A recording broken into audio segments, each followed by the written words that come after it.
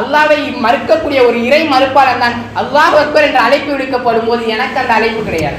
அந்த அழைப்பு முஸ்லிம்களுக்கு, அந்த அழைப்பு அல்லாஹ்வை ஏற்றுக்கொண்ட இறை விசுவாசிகளுக்கு என்று சொல்லுவான். ஆனால் இந்த முஸ்லிம் சமுதாயம் ரமலானுடைய மாதம் வந்துவிட்டால் எம்முடைய பள்ளிகளில் தொழுவதற்கு இடம் கிடையாது. ரமலானுடைய தராவிக்குடைய தொழுகை வந்துவிட்டால் எவ்வளவு நேரமானாலும் நின்று தொழுவோம். ரமலான் அல்லாத மாதங்களில் ஆனால் எம்மிடத்தில் தொழுகை கிடையாது.